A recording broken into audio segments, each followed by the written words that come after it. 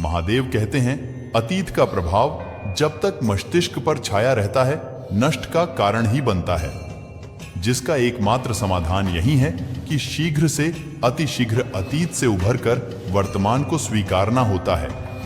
अशांत मन चिंता को जन्म देता है और चिंता मन को और अशांत करती है, जिससे निराशा ही उत्पन्न होती है और निराश मन असफलता का कारण बनता है।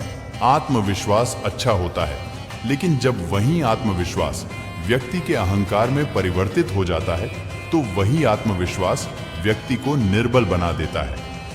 प्रत्येक यात्रा, वह बड़ी हो या छोटी, अवश्य ही कोई ना कोई फल देती ही है। असत्य बोलने का तात्पर्य है असत्य को जानते हुए भी सत्य को बदल देना, और गोपनीय होने का तात्पर्य है सत्य का झात होते हुए भी सत्य को ना कहना। ज्ञान को अपने तक सीमित रखना ज्ञान का अपमान है, और ज्ञान का अपमान केवल अहंकारी ही कर सकता है।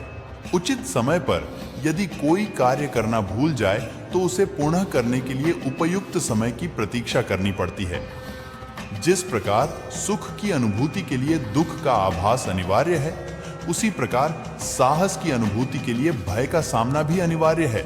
इस संसार में दायित्व के पूर्ति के मार्ग पर ऐसी कई परिस्थितियां उत्पन्न हो जाती हैं जहां व्यक्ति के मन में पाने की प्रसन्नता से अधिक कुछ खोने का दुख, उसकी ग्लानि उत्पन्न हो जाती है।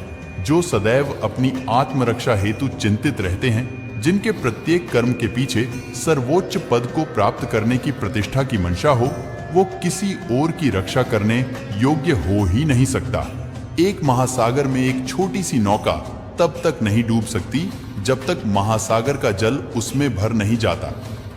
उसी प्रकार हमारे बाहर कितना ही दोष क्यों ना हो, हम नकारात्मक सोच वाले व्यक्तियों से घिरे ही क्यों ना हो, जब तक हम उनके दोष, उनकी नकारात्मकता को अपने भीतर प्रवेश नहीं करने देते, तब तक हमें कोई भी डूबा